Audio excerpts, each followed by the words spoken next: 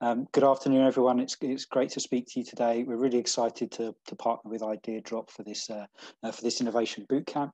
My name is Mike Bainbridge. I work at Amazon Web Services and currently run our executive visioning program in EMEA, which is where we engage senior executives and help them set their technology strategy.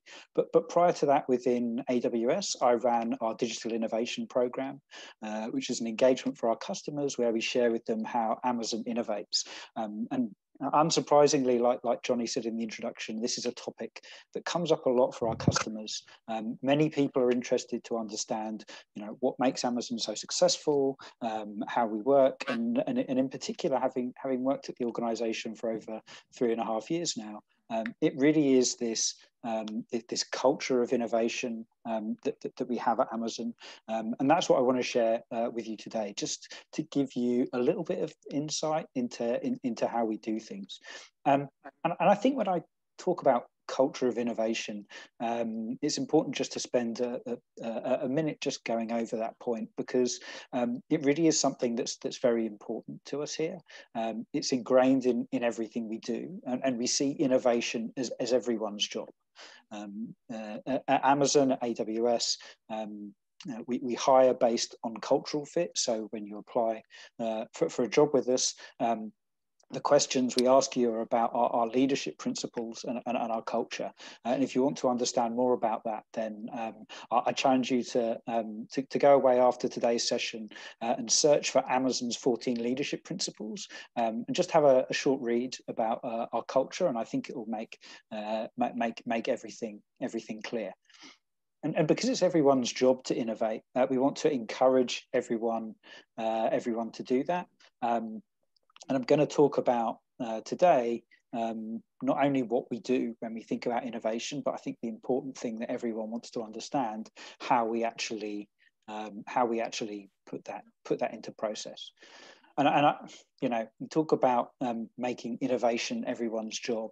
The most successful organizations are coming up with new products, new services, are those who have the best ideas. And to have the best ideas, you need a large number of ideas to pick from. I think where many companies struggle is in the past, and probably historically, there's been an R&D department or a product development department, and it's the same group of people sat in the same room, coming up with the same ideas time and time again. Well, what we want to do as part of this process is ensure that everyone is able to innovate. So with over a million employees globally, if you can imagine, everyone is empowered to come up with their ideas. It's no wonder that Amazon produces so many great products and services for its customers, because we have such a huge number of ideas to pick from. But what's very important for us is to have a mission and something that we focus on, something that innovation focuses towards. And the mission at Amazon is very simple. We talk about being Earth's most customer-centric company. And there are two things about this statement. First of all, I mean, look, it's very simple and it seems very broad, right? So we're not specifically saying this is about an e-commerce journey or cloud computing. There's no restrictions as to what we're doing here. However, the second point is it's very specific, that everything we're doing is focused on the customer and being customer-centric and customer first. And that's like a key pillar for us at Amazon, and you'll hear again and again people who work for the organization talk about our obsession over delivering on behalf of our customers. And hopefully if many of you are customers of Amazon or AWS, you've experienced this firsthand. Whenever we build something, we're trying to improve something on behalf of our customers. And look, I think we're very lucky, because this is something we've had in our DNA right from the very start of the organization. So our founder and CEO, Jeff Bezos, when he set the company up, he said it's going to be built upon three things. First of all, put the customer first, like I just said on our mission. Secondly, invent on behalf of that customer. So enable to create products and services that will make that customer's life better, that will enrich their life or which will delight them. And third, when you're doing that innovation, when you're building those products and services, be patient with it. And look, I think this is this is something that's very simple. But when you think about it in a little bit more detail, putting the customer first ahead of everyone else sounds easy, and lots of organisations say they're customer centric. But in reality, there might be other metrics that are perhaps more important that they judge their success on. It might be profits, it might be margins, it might be shareholder value. A lot of those traditional financial metrics, ways of measuring companies and success, is what a lot of organisations focus on. And look, that's absolutely fine. In fact, it's fairly normal for most organizations, particularly for large enterprises. But Amazon, we said we're going to put the customer ahead of all that. And if you go back and read the very first shareholder letter that Jeff Bezos published when Amazon went public, he said in that, if you're coming to invest in Amazon, understand that this is a long-term project. You know, as investors, we're not looking for people to come and make a fast buck. This is all about us building a company for the next 100 or even 200 years and thinking about the future. And I think, you know, that's something that a lot of organizations typically struggle with. So when I've presented this session before to enterprise customers who I work with, I typically expect them to say, you know, putting the customer first is hard for us because that's a challenge, you know, because of all these other metrics we use. But in reality, a lot of the time, people say to me, it's this idea of being patient and having a long-term view that would be very difficult for us. And a lot of the feedback is, you know, if we're building a new product or if we're building a new service, and you know, we launch it, we start selling it, and perhaps within 3 to 6 months, you know, we're not seeing success, or you know, it's not driving the revenue or the impact that we want, then we'll cancel it or we'll stop and we'll go and do something else. And I think it's that patience, which is very difficult to take on board when you're innovating. And one of the mental models we have at Amazon is that when you launch a product, that's not the end.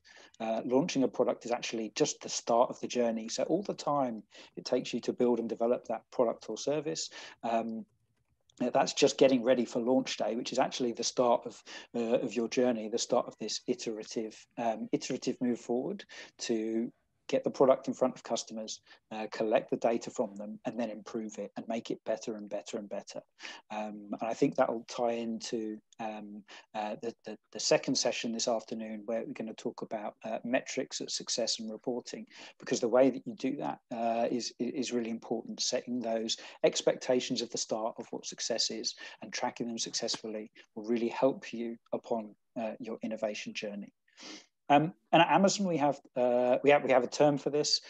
We talk about a willingness to be misunderstood for a long period of time. And I want to share with you one of the examples that you might be familiar with from Amazon that I think demonstrate this quite nicely. It's the Amazon Kindle. And for me, this is one of the probably most interesting products that Amazon launched, because if you think about it, you know, in the past, Amazon was predominantly a bookseller, sold books online. So launching the Amazon Kindle, imagine if everyone had bought one, then effectively all those warehouses, the delivery infrastructure and everything that had been built would become obsolete. This is an example of a company almost trying to disrupt its own business model because it understands what a customer wants. And it takes a really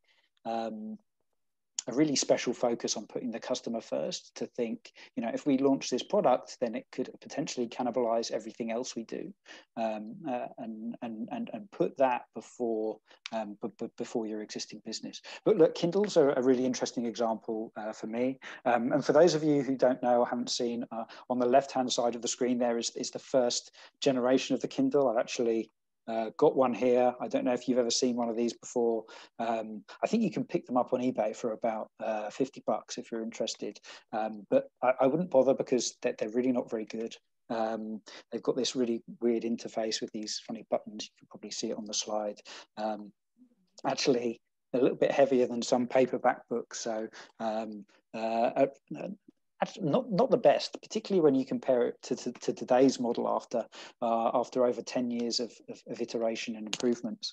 But look, that I think this talks to this iterative way of building products quite nicely, because when we launched Amazon Kindle, we did it to solve only one problem. We started focus on a single customer benefit, and that benefit was book in 60 seconds. For the customers who want to read the most, who want to get hold of the latest books, who read a lot and who can't wait for the next book to be delivered through the post, how do we get something to them instantly? And that was the problem that we solved with the first version of Kindle. It had built-in 3G, so books could be downloaded almost instantly. And that was the idea. Then over time, after customers like that, we got data from that product and built in many of the other improvements. So the touchscreen, waterproof, the backlight, the improved storage, the battery life, all those things that you're probably familiar with if you own a Kindle today. I think this example highlights that idea of iterating on your product to keep improving it. And at Amazon, we're very clear that the job's never done with a product or service. You keep iterating and improving as you go. So look, that's a little bit of what we do when we innovate at Amazon. But now I want to talk about how we do it. And this is probably the most interesting part to most people. And the way that we do a lot of things at Amazon is by focusing on mechanisms. And I remember when I first joined AWS, I kept hearing the term mechanism used around the company. And people were like, well, what's your mechanism going to be for scaling the program? What's your mechanism going to be for getting customer feedback? And I remember thinking to myself, I keep hearing people say mechanism. It sounds to me like they mean business process. Maybe that's what it is. Mechanism is just the business process. But actually, after a bit more time, I came to understand that a mechanism is made up of three things. So if there's a problem, if you need to do something new, if you need to fix something, the first part of the mechanism is the tool or the service or the process that you put in place to fix it. And that's where most organizations stop. And with my experience of working in large organizations, companies would end. The second part of the mechanism is adoption. So making sure that when you've put this tool or process in place, that the people are going to use it actually know how to use it. So they've had the training. But more importantly than that they understand what problem or challenge that tool or process is going to solve. So you give them ownership of the problem. And then the third part of the mechanism is inspection. So after maybe a month, maybe 3 months, maybe 6 months, you actually go back and check that people are using the tool or process in the right way, and that the problem itself has stayed the same and hasn't changed. Because what happens so often is, the problem changed and the tool or the process that you've put in place is no longer fixing it. What happens in so many large organizations is these processes become a proxy for management. You put the process in place, you fix something, it's great, but then something changes, and people aren't empowered and don't have ownership of what they're doing. They can't identify that the problem's changed, and then when the process or the tool doesn't fix it, they can just throw their hands up. Can't blame me. I was just following the process. And it's all about owning this 360-degree mechanism at Amazon, and this is the foundation for us innovating. And the mechanism that we use at Amazon and AWS for innovating, for building new products and services, we call working backwards. So it's this repeatable mechanism which allows everyone to innovate in a consistent way. So we train people how to use our working backwards process, and that there's guides on how to do it. So everyone is able to come up with an idea and share it in a consistent way, and for that idea to become a product or service. Now we call it working backwards because we start with a customer problem and we work backwards from there. which I know sounds really obvious, but actually what happens in so many organizations is they kind of do the opposite. So they build the product. You've got the room of product designers or R&D people. They develop the product, they build it, then they pass it to the sales and marketing team and say, this is what we've built. Now go and sell it to our customers. And that's the process which we actually think is backwards. So let me give you an example of how working backwards works, and what we do at Amazon, and what makes this mechanism so special for us. So like I said, we start with a customer problem or a customer challenge, and then the first thing we have to do is to put our idea down on paper somewhere, talk about how our solution, our product would work, and we do this by writing a press release. And a press release is a one-page document that talks about the main benefit for the customer, and you write it as if your CEO would be reading it out at an actual press release. That's why we call it the PR or press release. So that's the first thing you do. So, for example, if I come up with an idea for a product, I go to my boss, I say, hey, I've got this amazing new idea for a program for our customers, for a new service. The first thing she'll say to me is, Mike, go away and write the press release. So I'm not just the ideas guy. I actually have to put some work into it now, have to think about it and get my idea down on paper. Now, when my idea is down on paper, I go back to my boss and say, here we go, boss. I've written the press release. You told me to go away and write it. I've done it. So now that responsibility, there's a transfer of responsibility because I've gone away and put the effort in to writing this one-page document. It's now my boss's job to help me get that press release in front of the right person in Amazon, the right budget holder, the right product manager, whoever it might be, to get some budget to get started on this press release. And what happens now, that press release will go through a number of iterations as it goes through the different tiers of leadership. So, for example, my manager might take it to her manager, and we'll have a read of the press release. We'll iterate the document and improve it as it goes through that phase. And then we'll start to create these two other assets as we go with it. So the first is FAQs, or frequently asked questions, and you're probably familiar with these as a consumer. We split these into two. So the first set of FAQs are questions customers would ask you, and you write the questions and also the answers. And the second set of FAQ is questions that the stakeholder or budget owner or whoever's going to commission your product or service would ask you. So, how are you going to measure success? What metrics are you going to use to track it? What's your next iteration going to be? How many people do you need to build it? What technology will it use? All those complicated questions that you can imagine. And often, these documents make up a business case in most companies. We write them in terms of questions and answers. And then the final asset is a set of visuals. So typically a small comic strip showing the customer experience, how the customer uses that product or service. And then these pack of assets become the documents we use when we share with the next group of stakeholders until eventually we get to the senior stakeholder. Who knows if the idea is big enough? It might even be Jeff Bezos himself.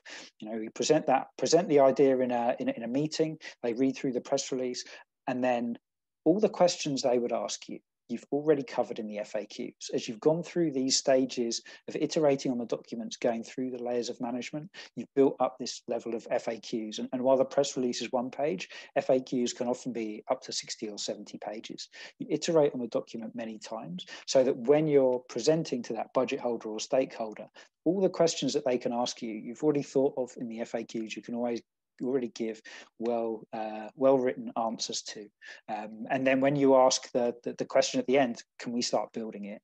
The only answer they can give you is yes, because you've already done all the due diligence to prepare. So look, working backwards is the process we use at Amazon for developing new products and services. We use it for everything that you might be familiar with. From the one-click buy box to the Amazon Echo powered by Alexa, to any of the products and services that you might use for Amazon, all go through this mechanism. It's a repeatable way for allowing anyone to do it. So look, I just want to finish with I think the example about the Amazon Echo and Alexa, because it ties back to that the point I made at the start of my presentation about being patient when you're innovating, which I really think is the most important thing. So back in 2005, just before AWS launched its first cloud service, the senior leadership team at Amazon were challenged with a question. So the idea for Amazon Web Services, and by the way, if you don't know about our cloud products, again, go and have a look and a read about them. But the idea for the cloud products would we would build this big computing platform that anyone could use. Effectively infinite compute, so that the leadership team were challenged with this question: if you had infinite compute power, what would you build? And now, this is a bit of almost an internal legend at Amazon. I kind of thought it was a bit of a myth, but I've met a person who knows someone who had lunch with someone who was friends with someone who was in the meeting, and apparently Jeff Bezos answered the question straight away. He said, "With unlimited compute power, I would build the Star Trek computer." So for those of you who are who don't know this, Jeff Bezos is a huge Star Trek fan. So the idea back in 2006 was for us to build the Star Trek computer. That was the challenge. A team started writing the press release, and a team was formed to understand how we might do that. Then in 2014, we launched the first version of Amazon Alexa. So this was a product that was 8 years in development before it was launched to the public. Just to give you an idea of what that long-term thinking means at Amazon and how we think about product development when we're innovating, and particularly being patient. Like 8 years without even launching a product in front of your customers is a really long time. But I'm sure you can appreciate from the success we've had with Alexa, it was something that we were convinced was going to work for our customers. So that's my presentation. I'm sure you can tell I could